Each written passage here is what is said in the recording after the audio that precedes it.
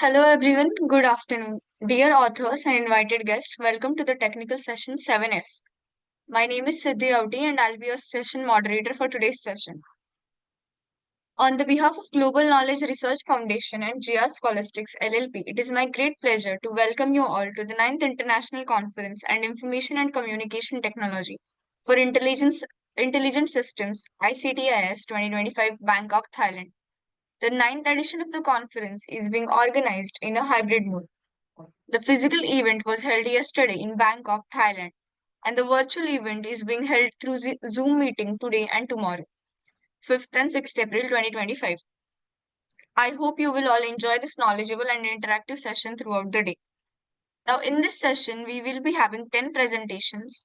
Each presenter will be given a time span of 10 minutes, from which 8 minutes is for presentation and 2 minutes is for question and answer. After 8 minutes, I will be raising a gentle reminder. Also, there is another request to all the participants that you stay connected with us till the closing remarks.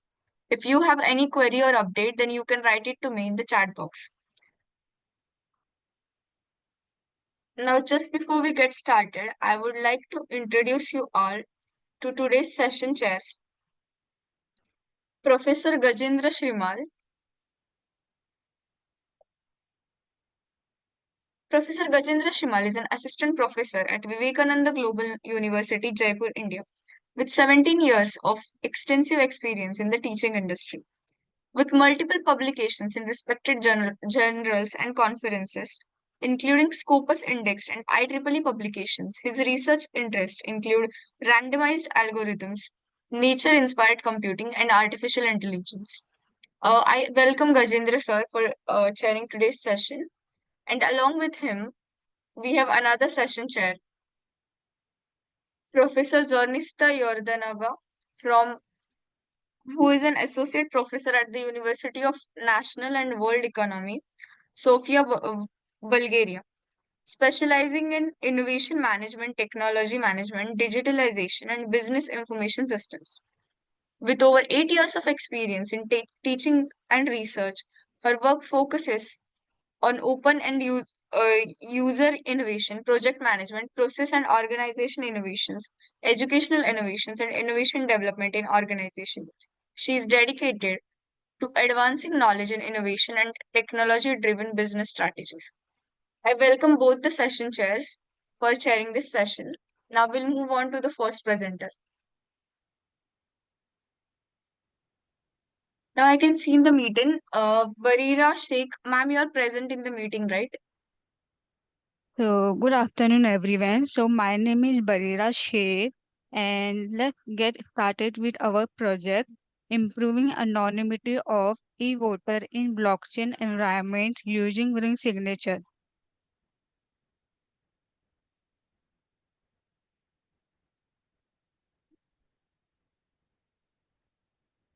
So, let's start with the basic. Blockchain is a technology that brings transparency, immutability, and decentralization to voting systems. So this means that the votes are secure, tamper-proof, and not controlled by a single authority. So there is a problem. Blockchain exposes voter identities and their choices because public addresses are linked to votes. So this raises serious privacy risks such as people being forced to vote a certain way, identity theft, and vote tracking. So these issues make it hard to use blockchain for sensitive voting like in elections. So to solve this, we integrated ring signature into the blockchain-based voting system. So a ring signature allows a user to sign a message as a part of a group called a ring. So, so in this, without revealing which member actually signed it. So it has three key features. So it doesn't require a trusted authority. Is unlinkable means the signer cannot be identified or traced, and is non-repudiable means the signature confirms the vote authenticity. So by combining ring signatures with blockchain, we can create a system that keeps vote immutable with while adding cryptographic anonymity.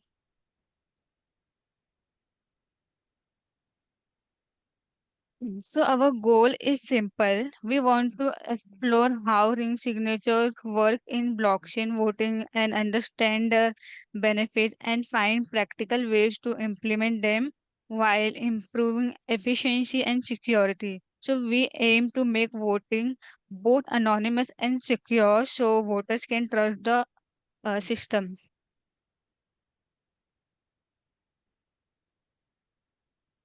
So, let's look at what others have done in this area.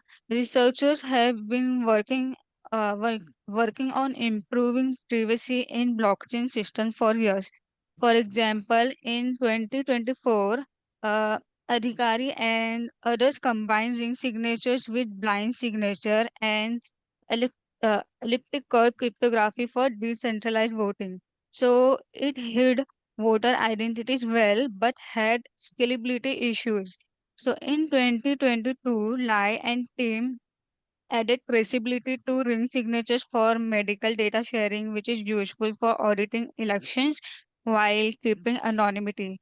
Also in 2022, Lai and other embedded ring signatures in a smart contract for better security, but this increased gas costs on the blockchain. And next, Pereira in 2022 compared ring signature to group signature and found that ring signatures are better for decentralized system because they don't need a trusted authority.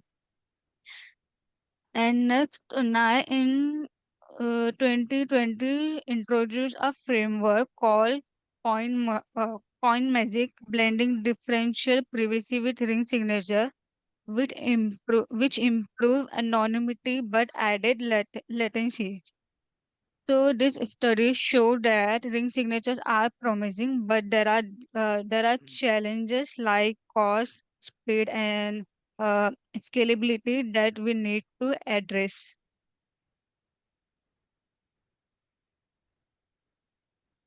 So now let's talk about how our system works. So here is the step-by-step process. So first, the user start by connecting their wallet. So we check if the wallet connection is successful.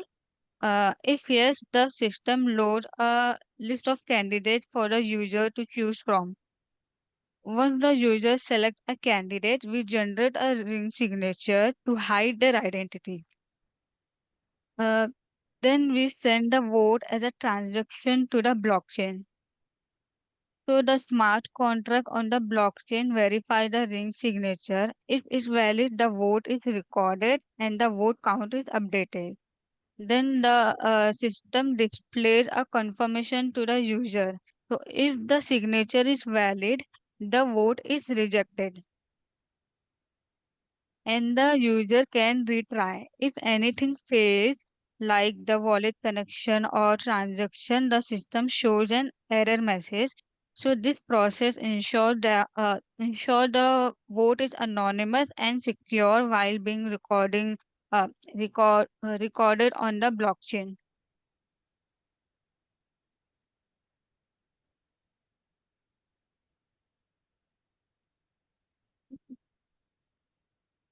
So in this result and discussion, we develop a fully functional anonymous voting system using a combination of modern web and blockchain technologies. The front end is built with HTML, CSS, and JavaScript and uses Web3.js to interact with the blockchain to ensure to, en- to ensure a smooth user experience. We integrated MetaMask, allowing users to connect their Ethereum wallets and view their public addresses for transparency. On the backend, we use Python along with ECDSA, which is elliptic curve digital uh, signature algorithm to generate and verify ring signature. So it ensures voter anonymity. And vote Voting operations are handled by smart contract deployed on and Ganache, which is a local Ethereum blockchain network uh, for testing and development.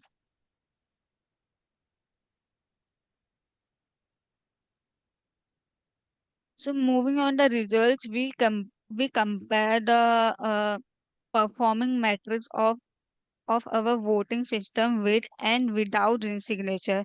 So we observe that key metrics like execution time means the time it takes to cast a vote, and mining time which depend on network load, and gas use and cost are quite similar in both direct voting and ring signature voting.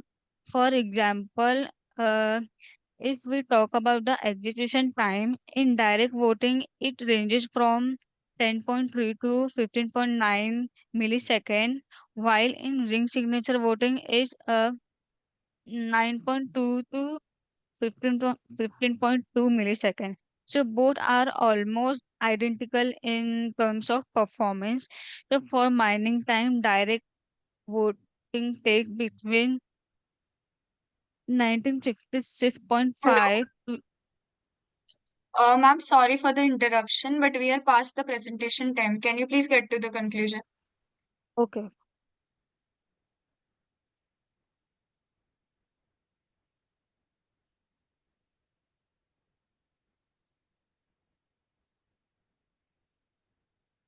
So let's wrap up with our findings. So existing studies highlight that ring signature enhance anonymity in blockchain voting, but struggle with scalability and high gas costs.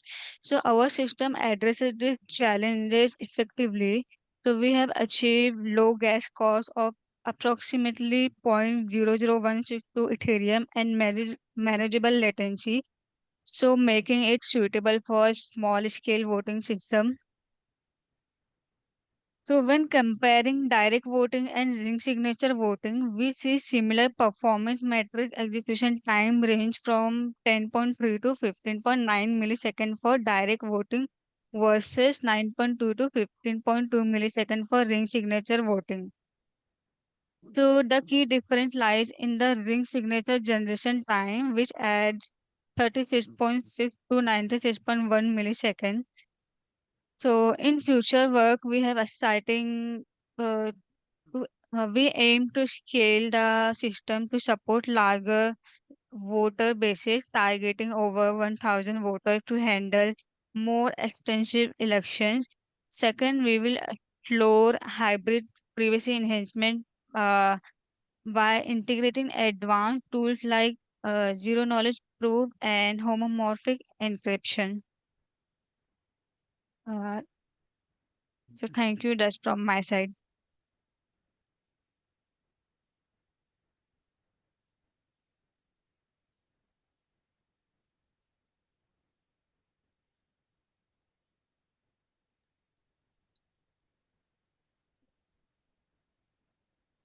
Thank you, ma'am, for your presentation. Are there any questions? Miss Pareha, I'm audible. Yes, Yes, sir. sir. So basically, I need to know why you are using ring signatures in this. What is the biggest advantage you are having using ring signatures? Sorry, can you repeat your question, sir? You are using ring signatures, right? Yes, To yes. hide the identity of a signer. Yeah. So, what is the biggest advantage of using ring signature? Uh, it uh, it hide the voter identities. That is okay. But what do we have any kind of uh, like this is the purpose of using this ring signature? Or any best example of motivation?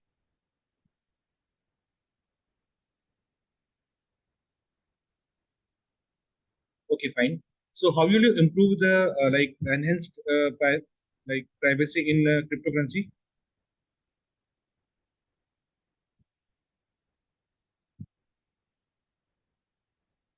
you have talked about Ethereum, right? But yeah, I'm audible to you. Siddhi, can Yes, sir, you are audible. yeah, There might be some technical issue from their end. fine.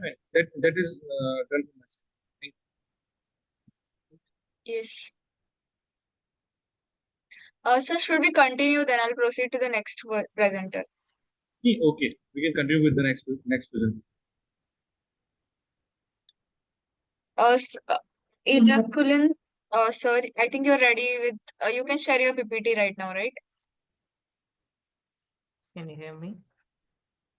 Okay. Can you hear me?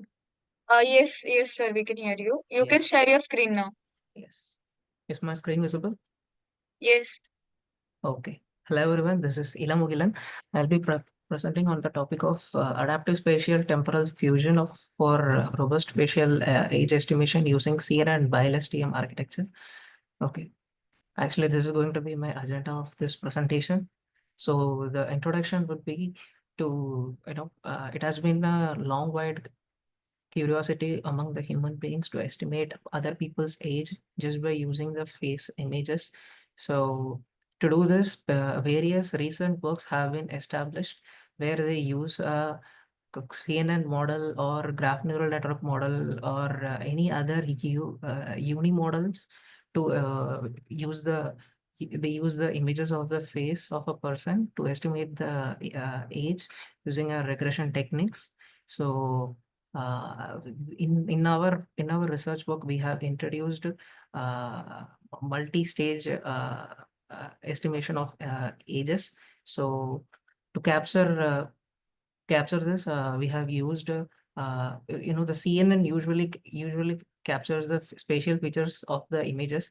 So to add this up, we introduced a BILSTM model which can include dynamic features also. So research gap is that face images, sorry, uh, a person age happens over years, and the images of people over the years help us to identify the image ages even pretty well. So if uh,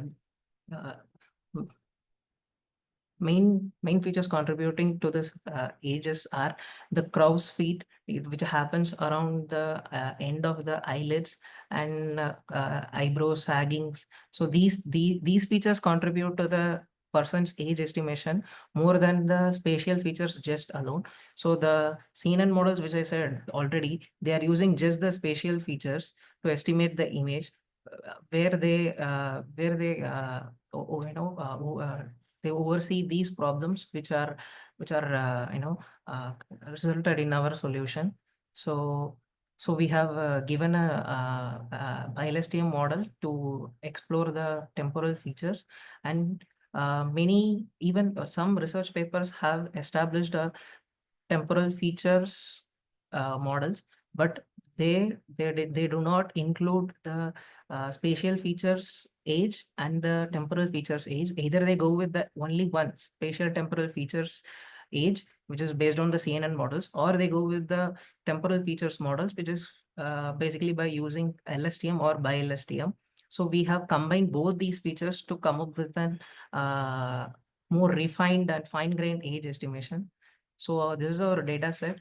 Our data set will be having the longitudinal data sets. It will be having the pictures of people over the years. So we have selected such data sets such as IMDb, AgeDB, FGNet, and MORPH2. So very vast data sets like IMDb has been refined and pre-processed to a data set called IMDb Clean.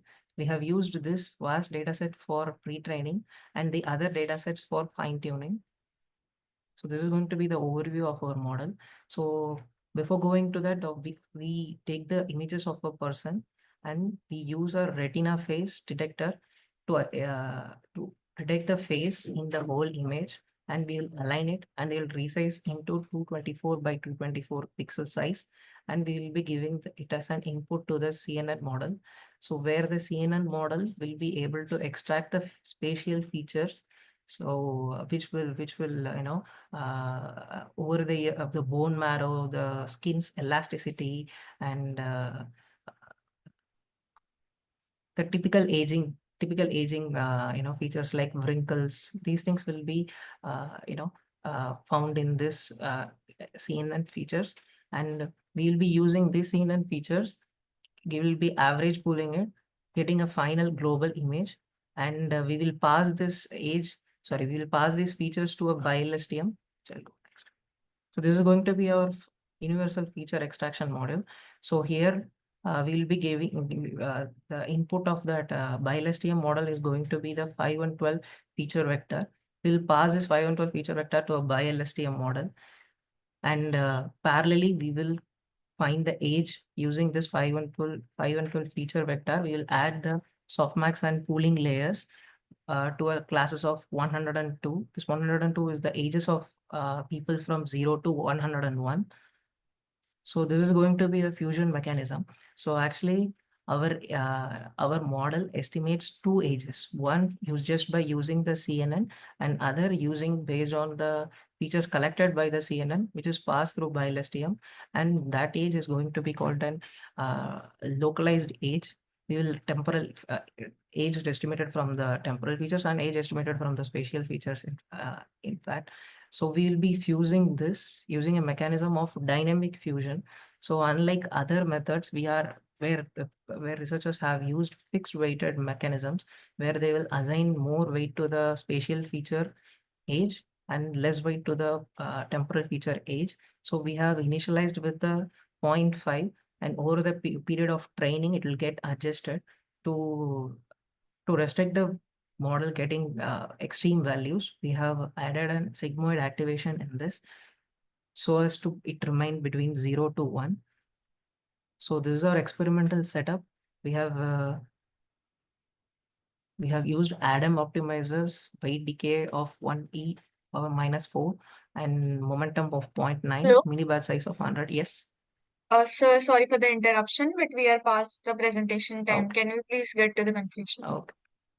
So these are our results. Our results will be established in mean absolute error.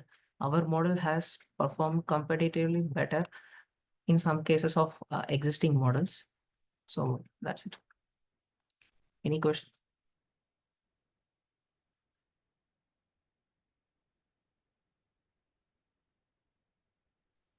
If there are no questions, then I'll proceed to the next presentation. Basically, I need to ask it. This is quite an interesting topic. So your data set is, which data set you are using? Images data set, sir. My data set Okay. is like IMDb clean, which we will be using for But fine IMDb, tuning. the problem with IMDb data is they doesn't contain any kind of a series of time phase photos, right? Yes, sir, it do contains. Like time phased year by Yes. year. Yes, not like technically every year, but it will do have some years with some differences. You can see the top one is the IMDb clean only. It is an actor photo. It has images of over the years. But these time spaces are random. No, not just random, sir. These are like these photos are collected from celebrities, and the photo taken on the date, which will be subtracted to get the age. So it is a real age only, sir. Okay. But I think it can mislead the temporal modeling, right? Don't you believe in this? Sir, that much of accurate I mean, age estimation, it how will much be like accuracy are you receiving in this? In result, you didn't mention any kind of a percentage.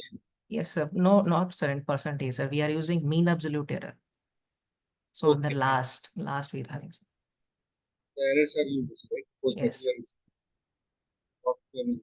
achievements. Okay then. Thank you. Thank you. Nice work. Thank you, sir. Thank you, sir. Thank you. Now I'll proceed to the next presenter.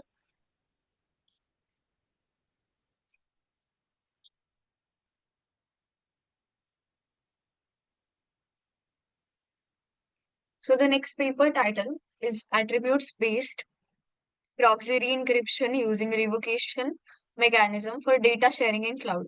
which will be presented by L. Sudha from SA Engineering College, India. Ma'am, if you're there in the meeting, please start with your presentation.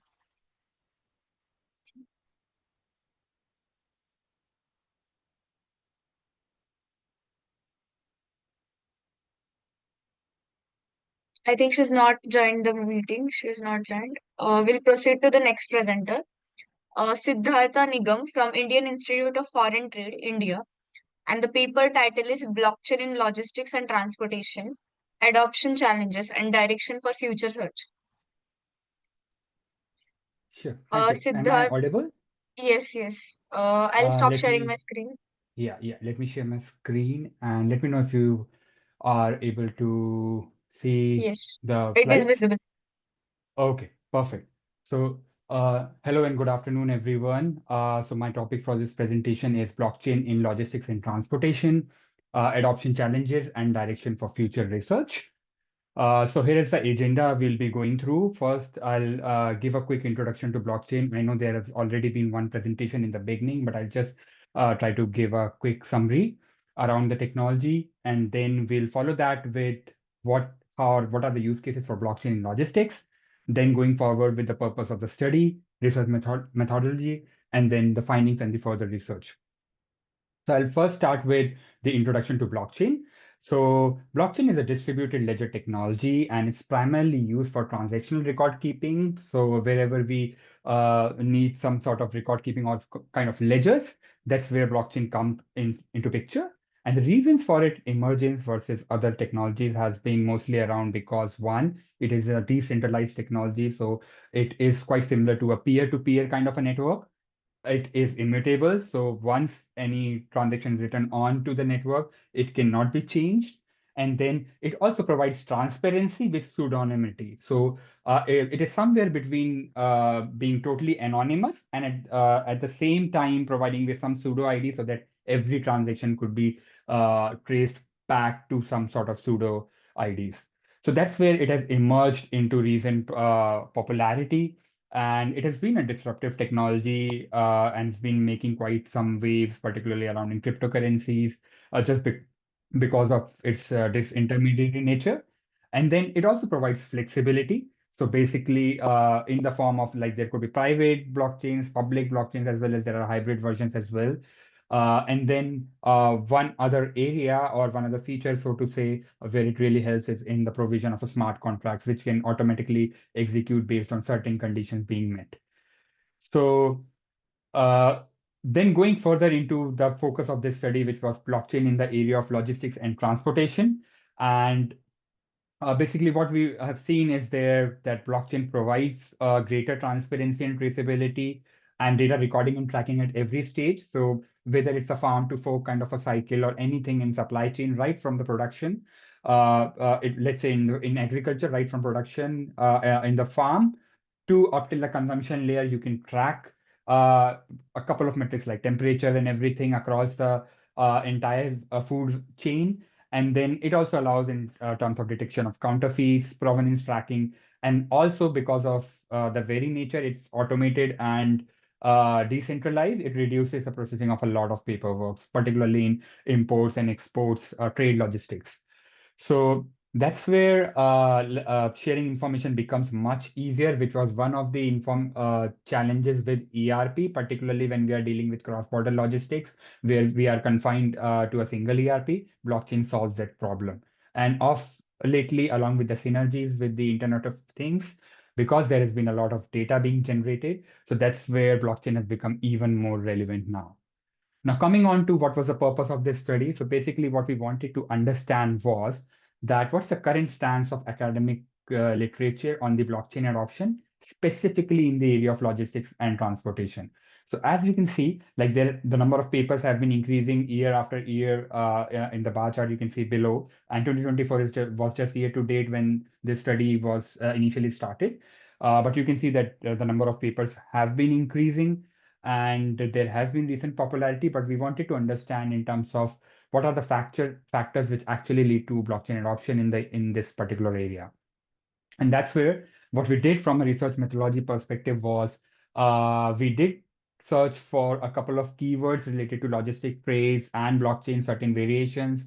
We narrowed it down to certain popular areas like computer science, decision management, and then from the results that we got, we then did some further pruning based on the journals, based on ABDC classification, and then based on text availability and relevance, we were able to collate around 168 results, which we finally took as part of the sample for this study. And what we did was then basically if I come to the findings, was we used one of the popular frameworks, which is a TOE framework, Technology, Organizational, and Environment Framework, which was proposed by Tornadsky and Fleischer in 1990. As you can see that there are different factors over there, and basically we took this framework as a foundational work and tried to juxtapose what we could find from the literature for logistics over here. As you can see, these are the factors relevant for these three buckets. In technological, we have cost and time efficiencies, scalability, which has been one of the challenges, mentioned a lot of literature. For organizational, we have capability, size and structure, management from top support. And for environmental, we have ecosystem support, stakeholder support, as well as the competition pressure intensity. So coming to the final slide around what were the research gaps and what are the directions for future research. What we realized was from if you go to time and cost efficiencies, the technological part, the ROI of blockchain projects is not clearly defined. So this is one of the areas where work could be done further to estimate how can we calculate the return on investment from those. There is a talent pool availability, there's a lack of it. How can we make it even better for countries, for emerging economies like India and so on? There are challenges of interoperability, so there is some definitely a good amount of potential research area there. And then off lately with the synergies of IoT and AI, like IoT being the data generator, AI being the data processor, and blockchain maybe as a data storage. I think that's where we can probably see how the synergies work in this space. And then like how we have done it for logistics and transportation, this could be further taken to other domains as well. So this was the conclusion from my work, and yeah, I will now hand it over for any questions.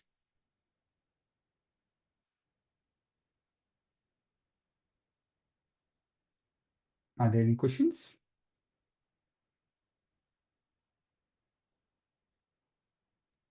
Hello. Yes, sir. Have you studied any research paper regarding this? Sorry, research what? I couldn't hear properly. Research paper? Yeah. So basically, Sorry, you didn't mention any kind of thing. yeah, so there we have had like around as I mentioned around 168 papers which were shortlisted. Based on that, I didn't want it to, just for the brevity of this, I didn't want it to put all these articles, but that is there in detail in terms of every paper, and these factors that you see are condensed from these. So like there might be 5 papers talking around these, and so those 168 papers are what have been talking around these ones in detail around that. Mhm. Fine. Thank you, sir. Okay. Thank you, sir. And now we'll proceed to the next presenter.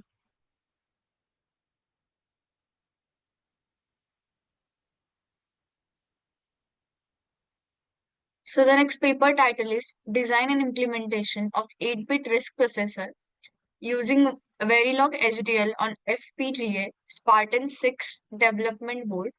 And this paper title will be presented by Hardik Modi from Charotar University of Science and Technology, India. Sir, if you're there in the meeting or any of the co-authors, you may start with your presentation.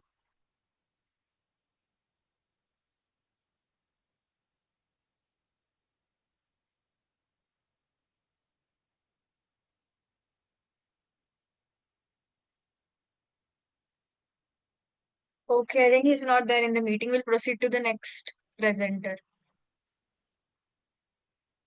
So the next presenter is Mrunal Kulkarni, and the paper title is Detection and Classification of Alzheimer's Disease Using Multimodal Approach. Mrunal ma'am, you're there in the meeting? Yes, I'm here. Yes. Okay, you can start with your screen share. Thank you.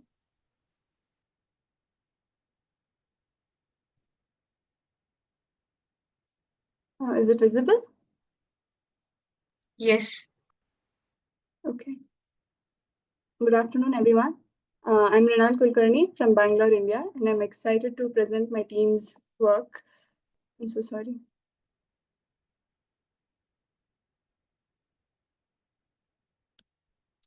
I'm excited to present my team's work that titled Detection and Classification of Alzheimer's Disease Using Multimodal Approach. So here's a quick overview for today. We'll get through the introduction of the disease, look at the objective of our research, look into the data set and the pre-processing that we did before training the models, look at the models that we trained and their results, and discuss the conclusion.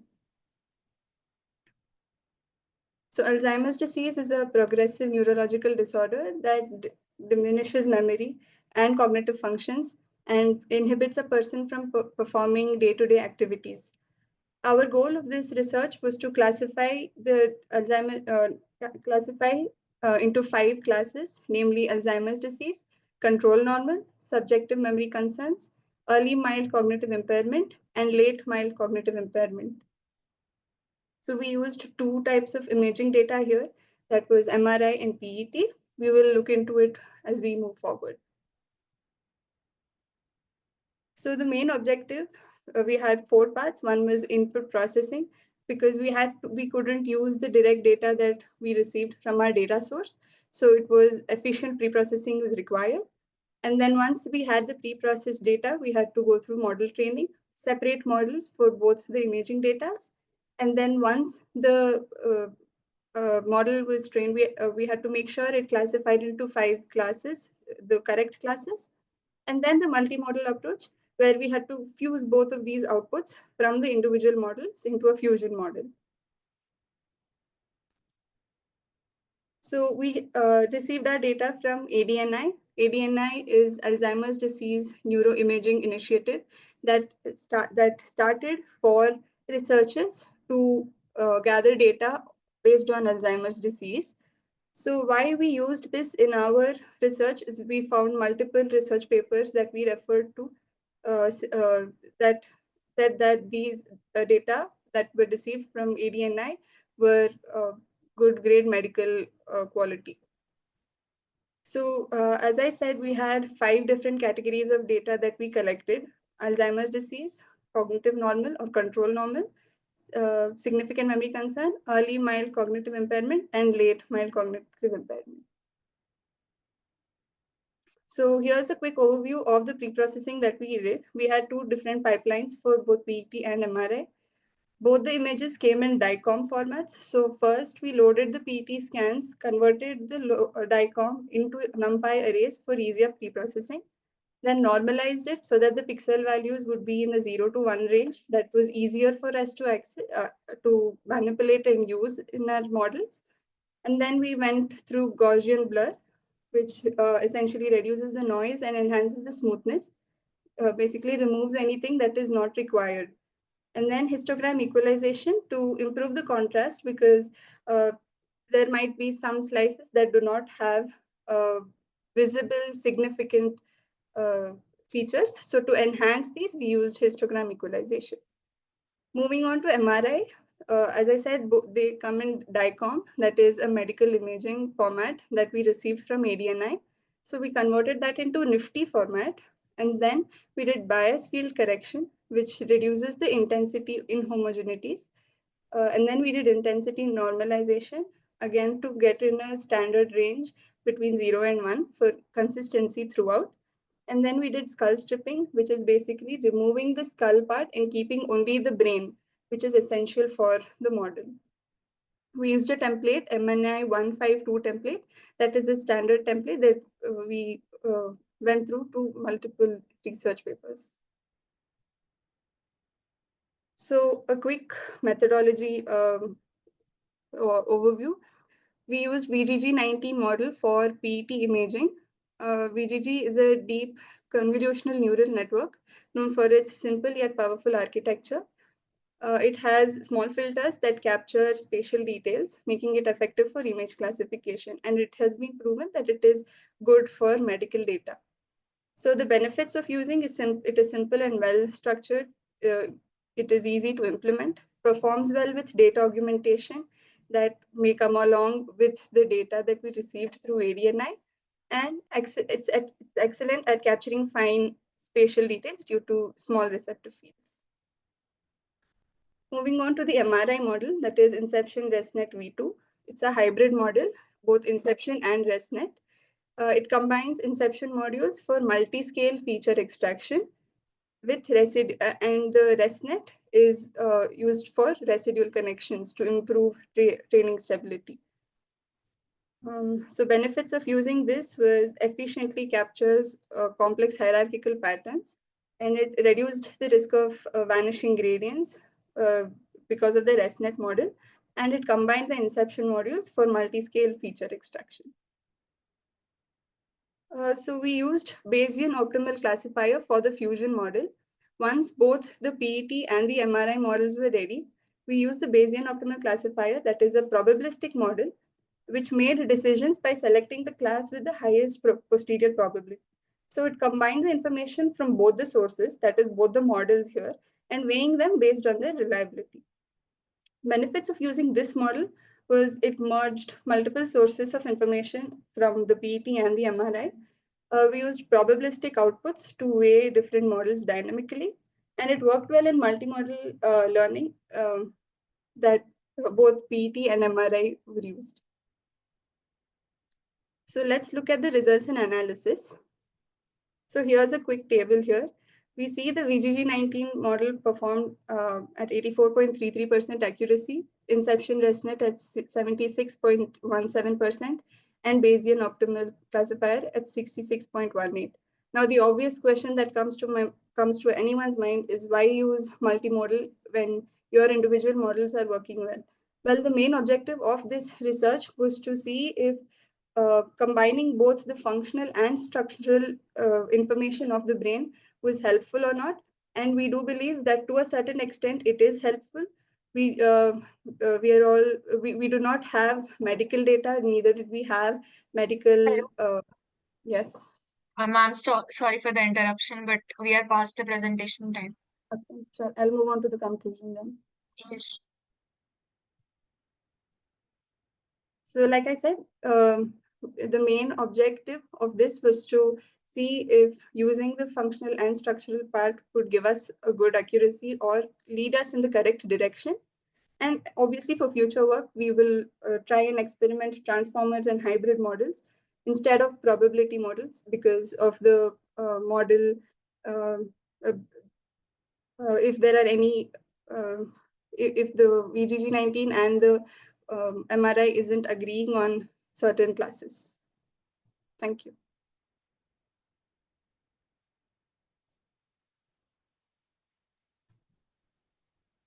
Thank you, ma'am, for your presentation. Are there any questions or shall I proceed further? Not from my side. Okay. Thank you.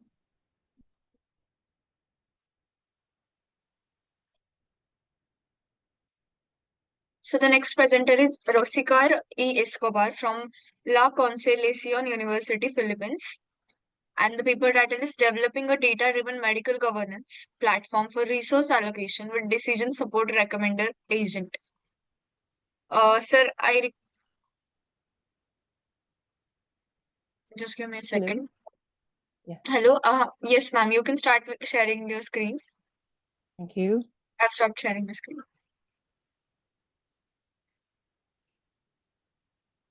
Do you see my screen now? Yes.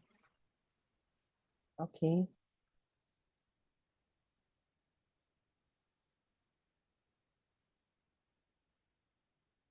Hi, everyone. I am Rosicar Escobar from the Philippines. This research is entitled Developing a Data-Driven Medical Governance Platform for Resource Allocation with Decision Support Recommender Agent.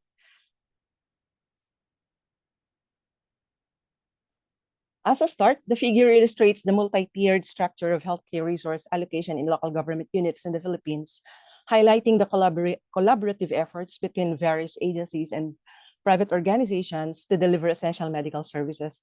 At the core of this system is the barangay lowest local government unit in the Philippines, which serves as a central hub for coordinating the distribution of medicines, immunizations, and vaccines to its designated areas. This figure underscores the complexity and importance of efficient resource management in local healthcare systems. It also sets the stage for exploring how a data-driven platform could enhance this process by improving transparency, reducing delays, and optimizing the allocation of limited medical resources. By addressing current inefficiencies, such a system could significantly bolster public health outcomes, particularly in underserved regions. For the next slide, having the chance to dive deeper into how the system can become more valuable and unique, and after identifying the basic requirements, the thought of exploring further through modern technologies and methodologies become more apparent. The figure presents the core components of a data-driven platform designated to consolidate and manage critical information for local governance and healthcare allocation research areas. The platform, as shown in the next slide, this platform serves as a centralized repository with two primary data categories: or residents' health concerns forecasts and logistical concerns of ill illnesses. And moving on, the recent global pandemic has become a driving force in medical governance. However, this research revealed that even before the pandemic, the Philippines had problems with medical governance, specifically immunizations and the distribution of medicines. This visualization, as you are seeing now, my PowerPoint, is powerfully now reinforces the study's core thesis that only through digital transformation can LGU, all the local government units, effectively manage healthcare delivery at the scale.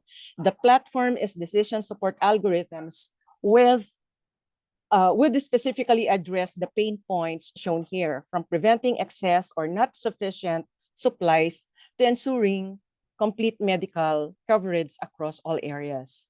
And moving on, the Philippines faces critical healthcare challenges, including fragmented delivery across 7,117 islands and chronically low 70 to 80% immunization rates caused by disorganized vaccine distribution systems.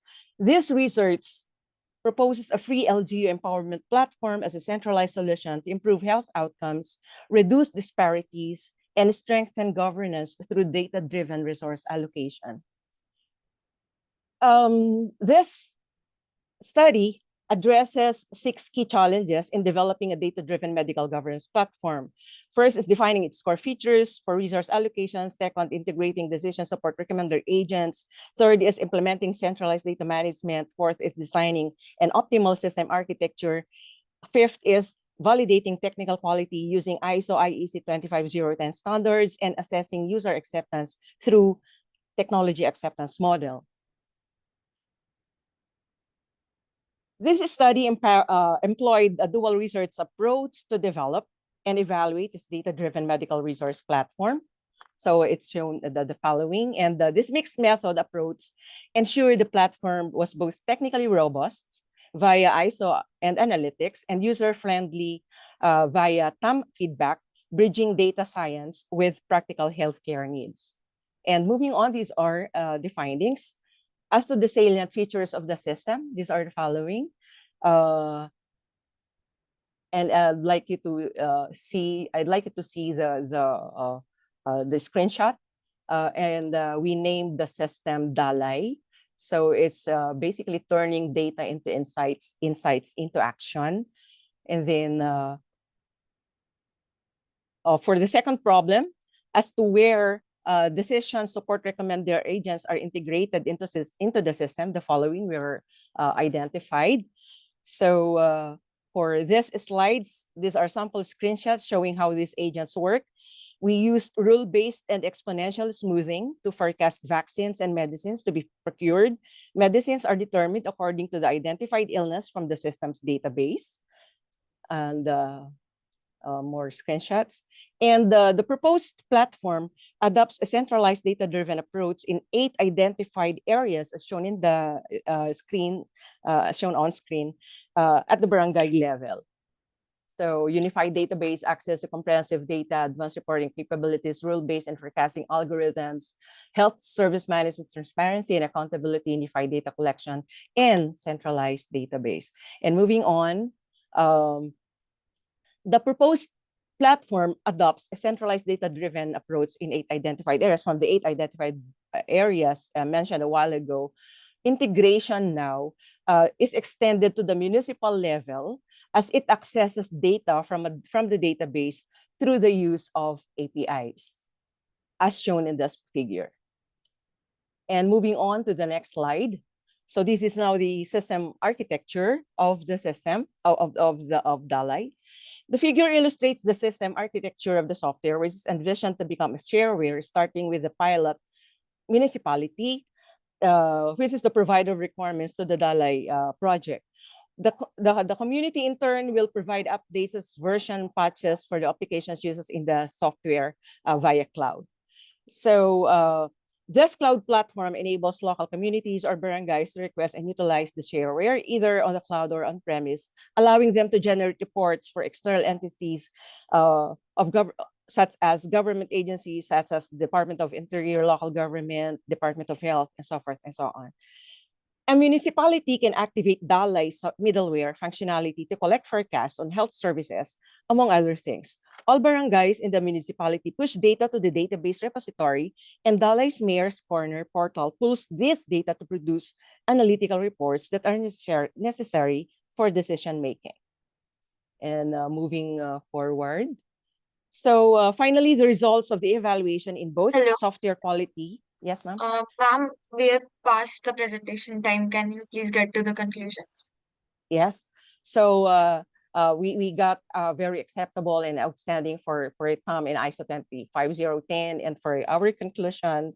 The conclusion here is that the study developed a data-driven medical governance platform to optimize healthcare resource allocations through predictive analytics and decision automation, and the following were the inclusions. For the recommendation, based on the study's findings, future researchers developing similar systems should consider mobile app integration, machine learning for pattern detection with sufficient data, and user profiles with SMS notifications for critical alerts. So that's all. Thank you so much.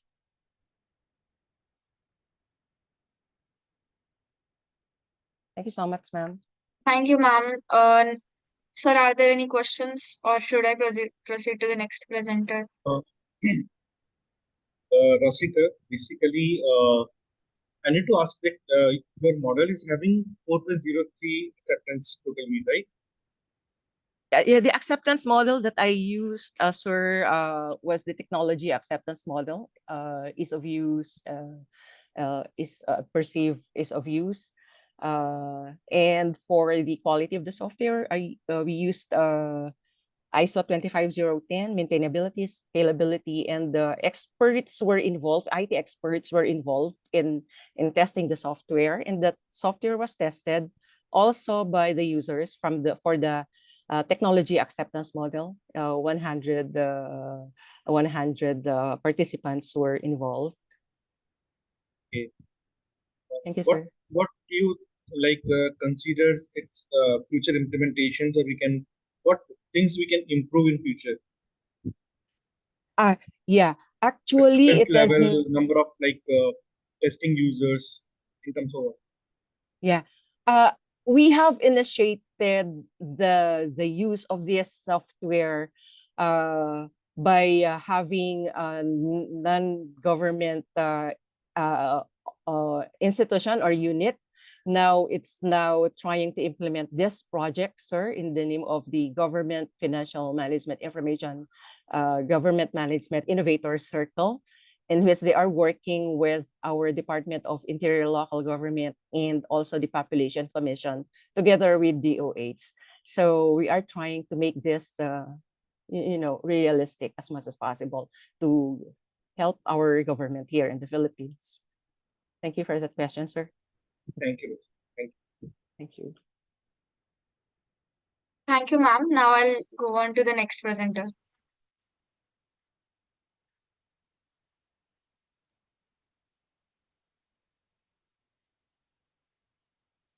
The next paper title is Example-Based Machine Translation System for Hindi-Sindhi Language Pair. And this paper title will be presented by Palak Arora. Palak ma'am, if you are there in the meeting, please start with your presentation. Or any of the co-authors.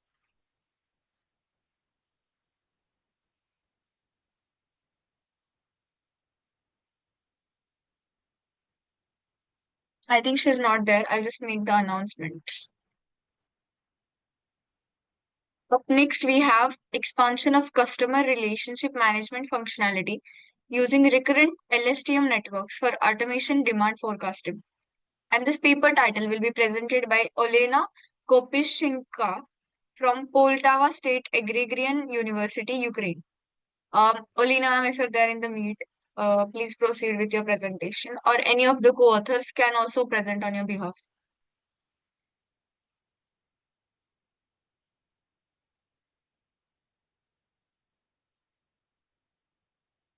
I think we will move forward. She has also not joined the meeting. So up next we have here is Shivakishan Dubey from Dr. Ambedkar Institute of Technology for Handicapped. And the paper title is Exploring Substitutional Word Pair Compositionality Using Recursive Synonym Hierarchy. Shivkishan sir, if you are there in the meeting, could you please start with your presentation? Sure, ma'am. Yes. Okay. I'll stop sharing my screen. Okay.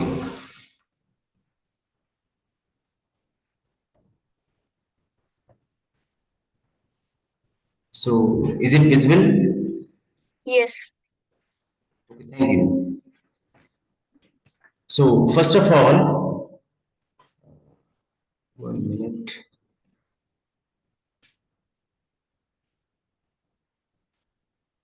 Oh, okay. So, first of all, giving a hearty thanks to the conference organizing team, their members for considering our article in ICTIS conference 2025.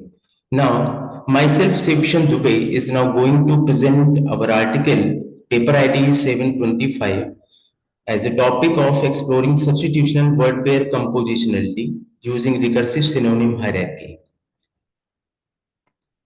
So, first to start, so we go to the introduction. First of all, as linguistics explore the compositionality that defines the meaning of complex expression determined by meaning of its subcomponent.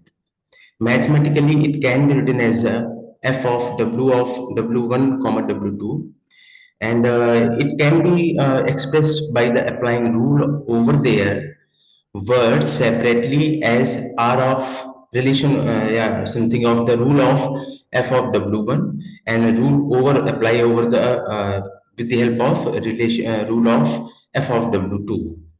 So based on this principle, when apply over wordnet hierarchy, synonyms which express as a synset fundamentally are chosen in this hierarchy with the help of its other variation like hyponym, or can be helpful to determine semantics of such word pairs. So in this phenomena, Baron Fr in 2009 first put an idea over the concept of exploring compositionality by performing the task over the idioms phrases. With the help of substitution principle, his hypothesis surrounded over the synonyms can be used in substitution without changing the meaning of whole phrases. So, with this strategy, we propose a novel substitution mechanism where fixed head and fixed tail substitution can be applied. For example, if we take the word pair of solar energy, so which can be substituted in according our proposed idea, where head consider as a fixed head and fixed tail here consider, and their different compositions can allow as when substituted over the tail, it possible compositions are sun energy and radiant energy, and when apply over this head part, this comes to the solar power and solar potential. With all these compositional pair, we evaluate by combining all these pairs and express the compositionality exposure in the task of word pair composition. So further, what are the previous works here work over this idea? Basically, it can be classified into two aspects. First one is the NLP linguist community efforts, in which one of the major work explored in 1988 and 1989 were Lin over the task of word pair similarity, in which his PMI based uh, idea apply over the word pairs to extract the triplets with some same relation with their word pairs to accept such shared information are expressed in terms of PMI, which responsive for the word pair similarity task. This idea basically extend by the further Pierce D in 2001, in which they explored the bigram relations where synonym are also applicable over these word pairs, and with the help of this strategy author Pierce D get the effective result over the bigram based relations. In 2007, an idea of expressing idioms along with the noun and verbs considered, in which, with the help of wordnet ontology, acquisition of these noun and verbs extraction and their predicates, which represent in terms of multi-word sets, are given supporting correct idioms expressions. Finally, very latest Baron of have done over the task of the idioms expressions identification, where basically they apply the wordnet hierarchy, and with the help of PMI, they conclude the concept of how hardcore idioms can be identified with the help of frequency count and their PMI based occurrences. So further, in another aspect where basically this idea is surrounded over this basically the knowledge based approach. In first of all, 1977, the theoretical model was proposed by Tversky, in where his idea basically make a foundation of other researches, which is basically work over the principle of a feature of similarity. So in that case, in continuation of this study, in continuation where the foundation of Tversky is adopted by the X cross similarity, and furthermore matrix are further exposed by the Howdy et al. And later on, finally in 2016, Go X et al. Also apply over this idea where the depth and path based strategies are utilized. Now, in further, the findings where we can conclude the findings of previous research, lexicographic definitions are the containing more effective relations even in depth algorithm also. Hello. Sure, ma'am. Sir, sorry for the interruption, but we are past the presentation time. Can we please get to the Sure, conclusion? sure, ma'am. So when we go to the first of all, we conclude these findings. Substitutional compositionality also a direction through which word pair compositions can be computed. Synonym, if processed in depth, in with the case of hypernym, hyponym are also help to effective compositionality exposure. So later on, basically overall the whole idea is working over the superposition formula, basically already working over the string based formulation, and it can be applied for here. Now overall the idea follow this process diagram where the fixed head and fixed tail working is formulated. The whole equations are from the equation 1 to equation 9 are implemented in terms of recursive SynHR module. Their closest synonym module, ST compositions, fixed head composition, fixed tail compositions, and later on finally evaluate the compositionality exposure and their word pair similarity also. analysis of hierarchy analysis give another clue where we can optimize the setting of depth, where combination of synonym and hyponym work over the depth 9, and synonym, hypernym, and hyponym work over the depth 3, optimal with optimal setting of parameters.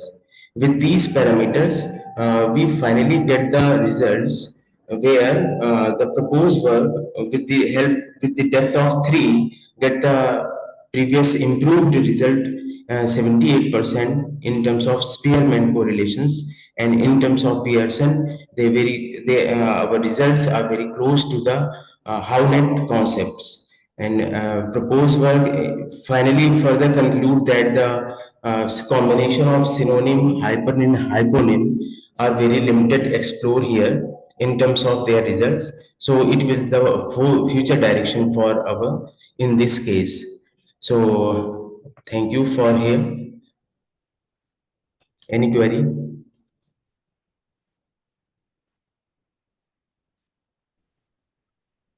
Thank you, sir, for your presentation. If there are any questions, then we Not- can just proceed further. Sir, any question?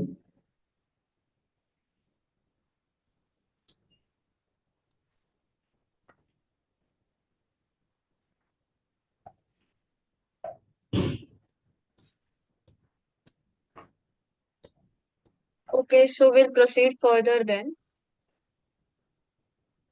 So the next presenter we have here today is R. Vastav Verma from VNR Vignana Jyoti Institute of Engineering and Technology, and the paper title is The Economic Impact of Online Sentiment, Analyzing Controversy and Engagement on Social Media.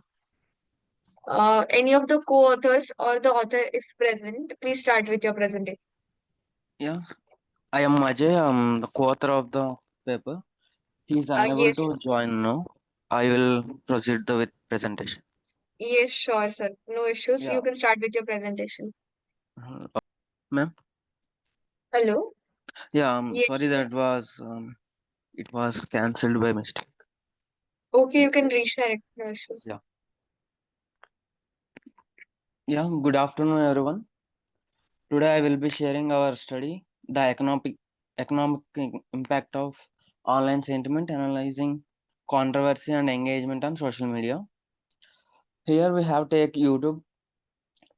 This research explores how user sentiment on platforms like YouTube influences content, monetization, and engagement strategies. Let's dive into the presentation.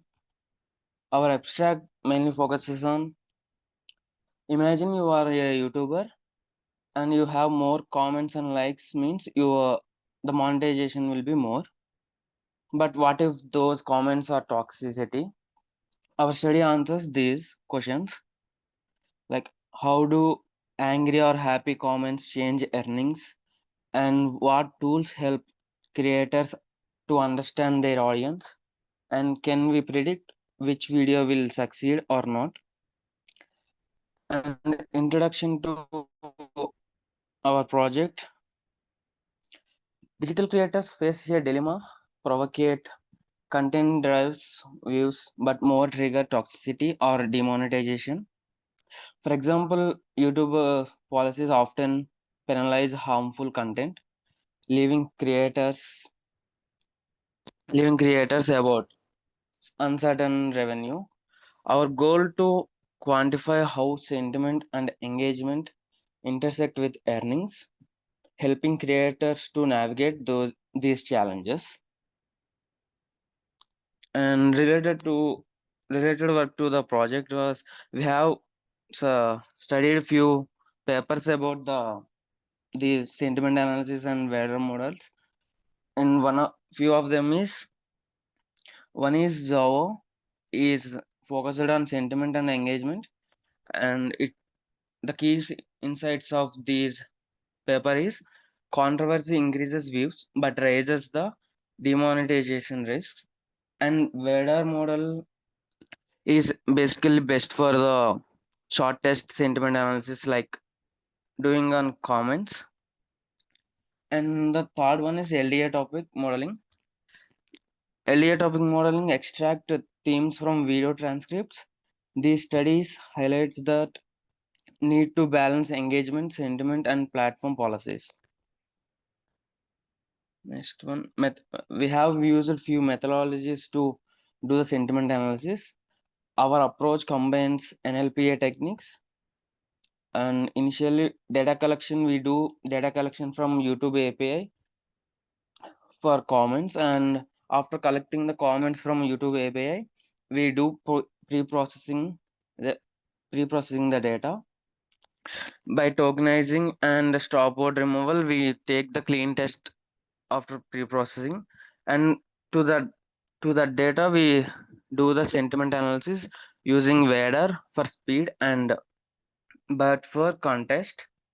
Then for topic modeling we will apply LDA to transcript the team extractions, and evaluation we do the evaluation based on by measuring accuracy with F1 scores. And sentiment analysis, basically we compared three model types. One is lexicon based Vader, which is fast but struggles with slangs. What are there are different slangs when anyone can use in video comments, so it will lag there somewhat. And for machine learning we use SVM model, where it give better accuracy with the labeled data.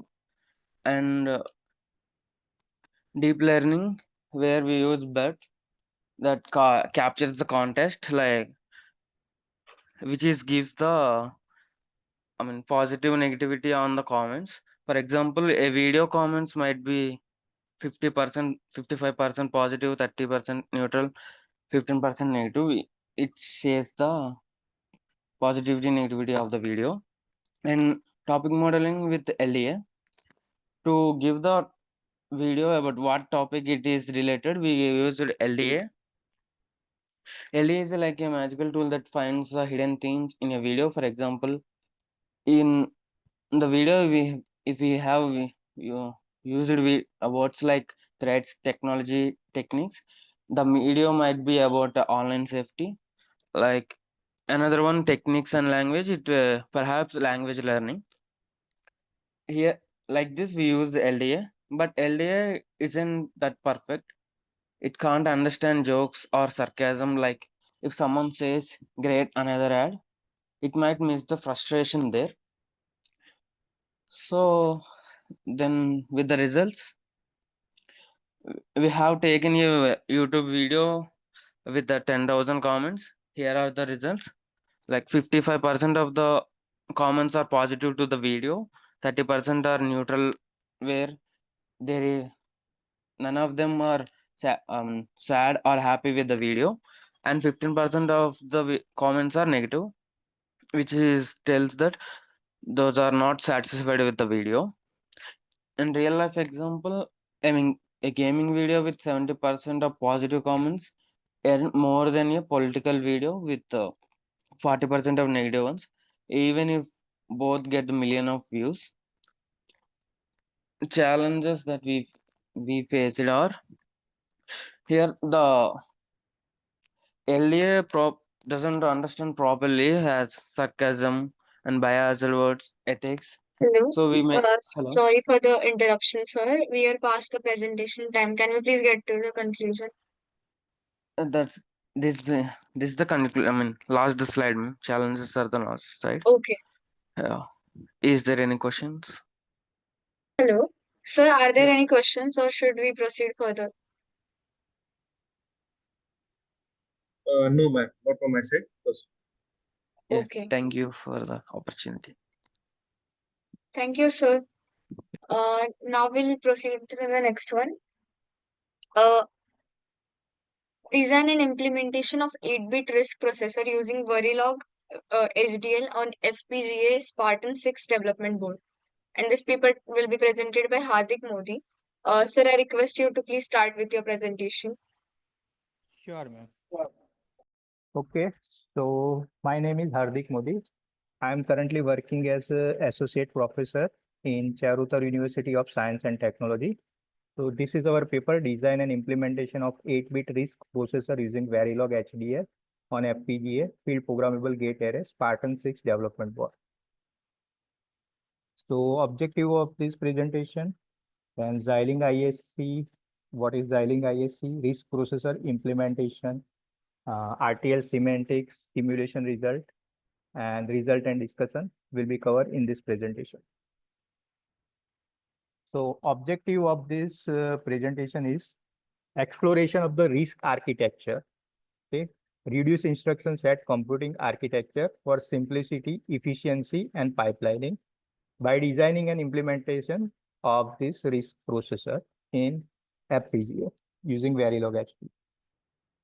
So this IAC is the project navigator tool of Xilinx, and it supports Spartan 6, Vertex 6, and Cool Rune devices for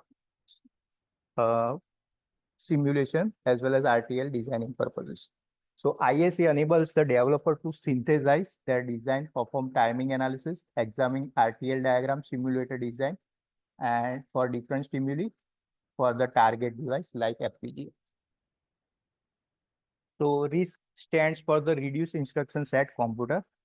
In Reduced Instruction Set Computer architecture, the instruction set of the computer is simplified to reduce the execution time. The data is stored in the processor registers and computations. All operations are performed within the register of the CPU.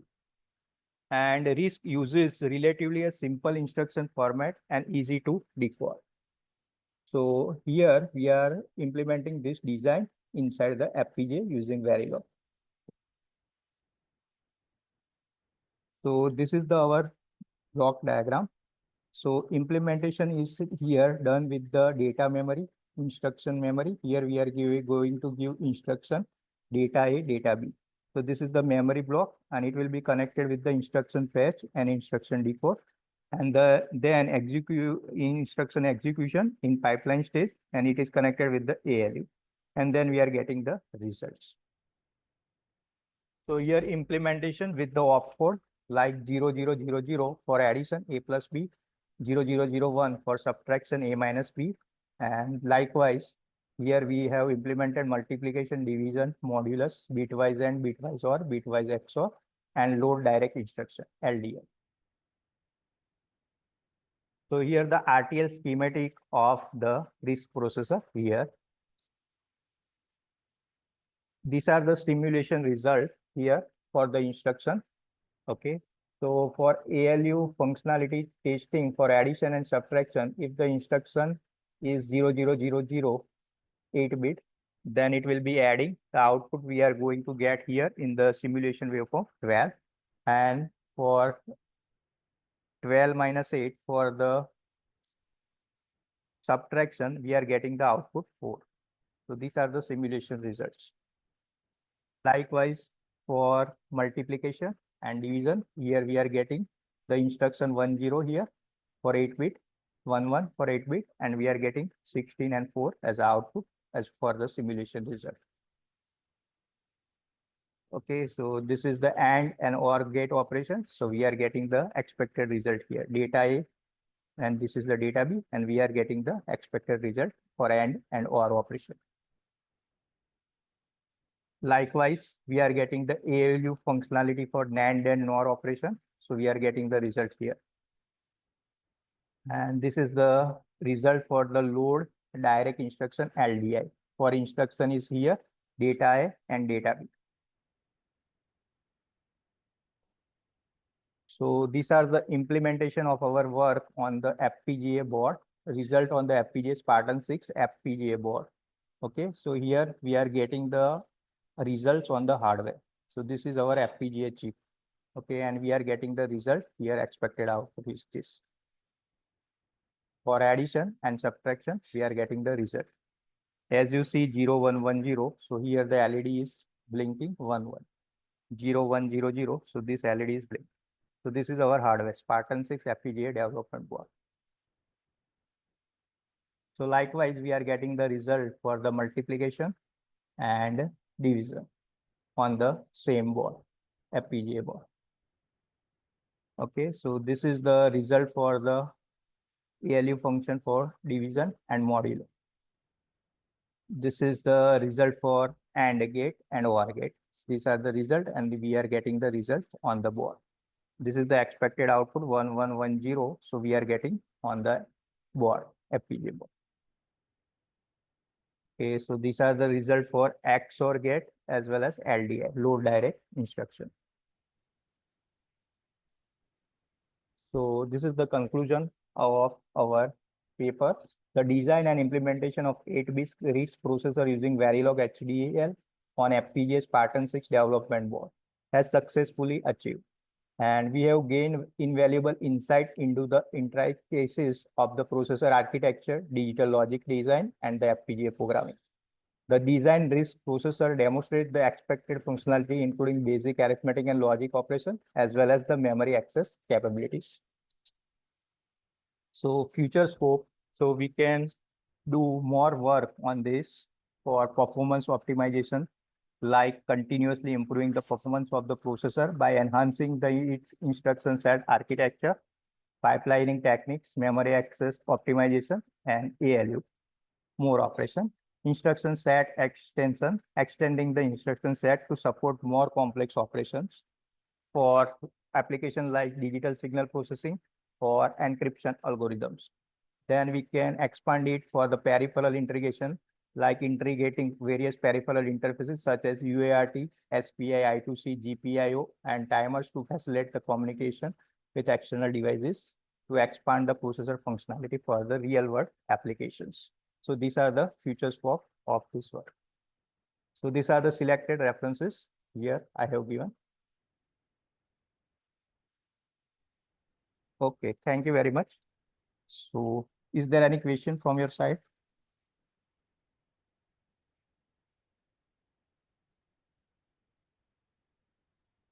Thank you, sir, for your presentation. Yes. And if there are no questions, then we can proceed to the next presenter. Okay, thank Then you. most of the presentations of today's sessions are done. But there's one presenter from last session, G11, Visuvanatham. Sir, you're there in the meeting, right?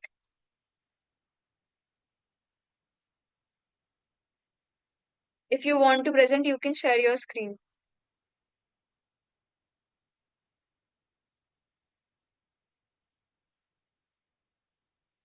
Just wait for a minute.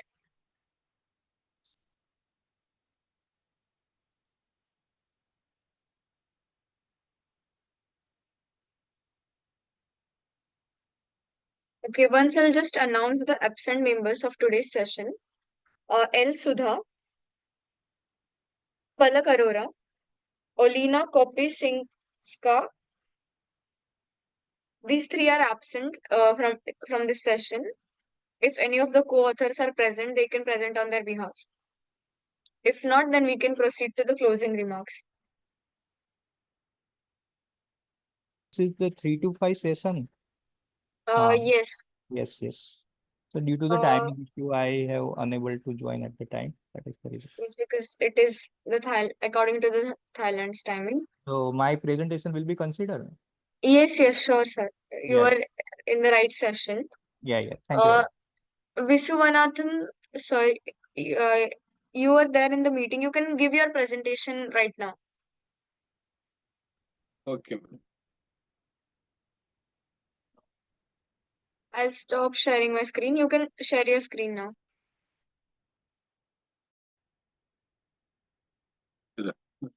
Now it is visible, ma'am. Yes, Hello. it is visible now. Okay. So good afternoon, ma'am. This is G. Raval from SRM University, Chennai. So today I'm going to present the research article under title Automatic Accident Alert System.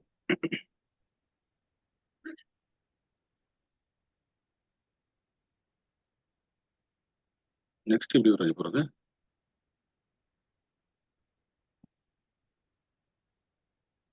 So before we are going to our research article, we should know about our research goal. So here we are going to prevent that accident, and then we are going to alert the information or message to the nearby station in order to rescue the people who were met in that accident. So according to that, here we want to know about our transport system. Next, we want to know about impact of road accident.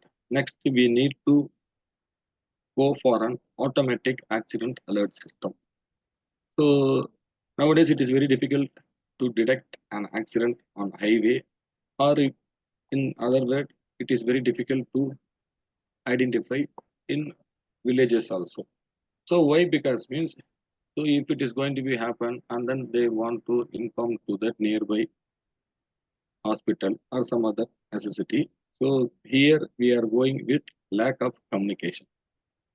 So according to that, we are facing our problem. Next, inability to identify the exact action location. So we get into the sometimes we get in the point accidents have been happened, but once we are going for rescue, but it is not an easy task to identify the exact location. So these are the problem we are facing right now. So next is the smart accident alert system for a driver, and then we are going to use and face recognition. Next, we are going for IoT-based automatic vehicle accident alert system. By using that blockchain, here we are going for incentive mechanism. Next, once again, by using that IoT, here we are going for automatic vehicle alert system. Last, we are going for blockchain. The same it is going to be repeated. So, by using this Wi-Fi, or here we are going for Zigbee model. Next, inability to detect all type of an accident, and then poor connectivity in that remote area. So these are the things here we are going to be used. Next, our proposed system by use, it is going to be used by Arduino based system with the multiple sensor, and we are going to use an GSM and GPS for identifying that accurate location. The third one, we are going to detect that accident caused by speed or alcohol or some other. So this will be our block diagram. So here we are going to use an Arduino board. So according to the Arduino board, here we are going to use a sensor. The first one is going to be a MEMS sensor. Next is temperature sensor, alcohol sensor. Then last one is going to be an idling sensor. In the other side, here we are going to display for if we are in need of LED. So if you want to alert the system, we are in need of a buzzer. Next, for an location identification, here we are going for global system for mobile communication, as well as here we are going for global position system. So these are the things we are going to be used. So this is my flow chart. So according to the flow chart, here we are going to start. Then we are going to check our connectivity. Why we are going to check means then only we can able to sense and we can able to receive the response from that sensor, whatever we are going to be installed in that highway or in some other village area. So accordingly, here we are going to check the connectivity. After checking the connectivity, here we are going to monitor, or here we are going to be observe if any accident is going to be happened or not. Once it is going to be an accident is going to be happen, next we are going for yes. According to that, it will trigger and it will send that alarm. At the same time, there will be a message will be sent to our rescue team to get into that exact point for rescuing the people who are met an accident. So once it is going to be false, then it will repeat to the accident. Then after it will go the process once again. So like this, it will be repeatedly. We will be sending that SMS as well as alarm for an accident. So by using this thing, first we need to collect the data. Why? Because means by here we are going to control that entire system with the help of a MEMS sensor, temperature sensor, alcohol sensor, idling sensor. So according to that various sensor, we are going to be used in our research. So first we want to collect the data from all other sensor, whatever we have been used. So according to that collection, next we want to process the data by using a microcontroller. So once we are going to process, then only we can able to know whether accident have been occurred, or here we are going to determine any accident is. So once we are going to determine that accident is going to happen, then after we are going to use an GSM to find Hello? out the exact memory location. Hello? Ma'am, Sir, could you please turn on the presentation mode? Actually, you cannot see the slides changing.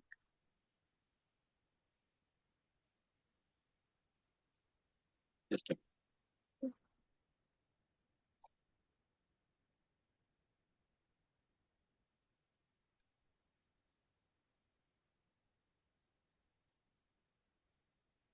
Yes, now we can see them.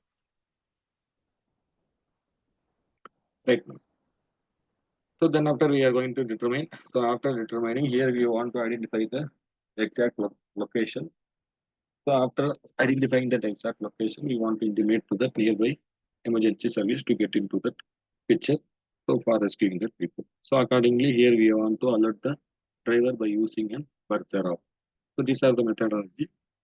So next here we are going to use an hardware that is nothing but Arduino UNO microcontroller. Next MEMS sensor, alcohol sensor, eye blink sensor, and temperature sensor. So based on the sensor, here we are going to collect the data and we are going to process. So the software we are going to be used in this project, it is an embedded C programming. So here we are going for various test cases. So in order to go for an accident alert system. So here we are going with that model. So test case, first test TC underscore 01. Here we are going to verify the system is on or off. So accordingly, he is going to verify. So for that, to verify the circuit is power on after the power supply to the circuit. So the power supply required for the circuit in order to on, we need often 9 volt to 12 volt. So the once it is going to be on, so it will connect our module and then it will send that result that is test case have been passed. So next test case here we are going to verify the GSM module which is going to be initialized successfully and it will respond so that we can able to comment. So accordingly we are going to run the test case for GSM. So once it is going to be an OK, the output should show on Arduino terminal. There we are going to use one LED display. In that LED display, we can able to see that OK. So the second test case also passed. Hello? Hello. Sir, sorry for the interruption, but we are past the presentation time. Can you please get to the conclusion?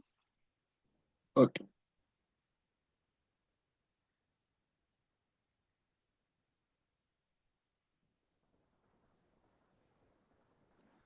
So according to my research here, the results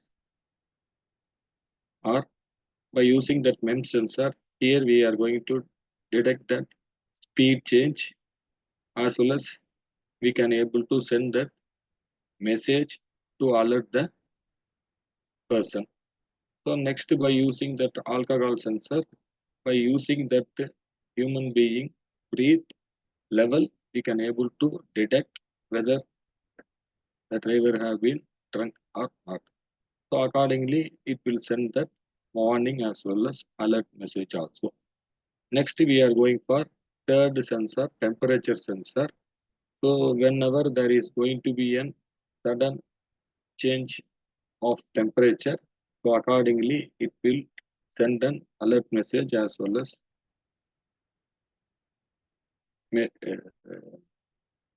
warning also. By using that eye blink sensor, whenever the driver is going to be on drowsiness, accordingly it will give one buzzer so that the driver will come to know we are in drowsy. So by using this, what are the challenges I am faced means the false alarm due to uncertain breaking or receiving. Next, we are going for data privacy.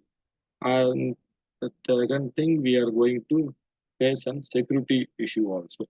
So future scope according to my research. Here we can able to improve our accuracy with the help of an machine learning. Then we can able to enhance the data privacy by using a blockchain method. Then third one, we can able to integrate the traffic management system also. So conclusion, the effective system for accident detection, and we can able to alert the system. So next we are going for fast response for an emergency, so potentially to save the life. Thank you. I sincerely thank our authors for their excellent presentations and contribution in this session, and all our participants for being a part of this international conference. I hope this session was informative enough. We, on the behalf of whole team, thank you for the support during this 9th version and all the previous 8 versions of the conference. We will be happy to have you all in the 10th version in 2026. All the presenters would be getting their digital certificates through email within 2 working days. Further, all the papers have already been forwarded to the Springer. The publication will be live within 6 months. Kindly cooperate with the team of ICTIS 2025. And lastly, I also thank our session chair, Professor Gajendra Shrimal, for chairing this session. A token of appreciation to the chair on behalf of Team ICTIS and 2025 and Global Knowledge Research Foundation and partners. Thank you, sir, for your valuable presence. Now, just before ending today's session, I request all the participants along with the session chair to turn on your cameras so that I can take a quick snapshot of this conference.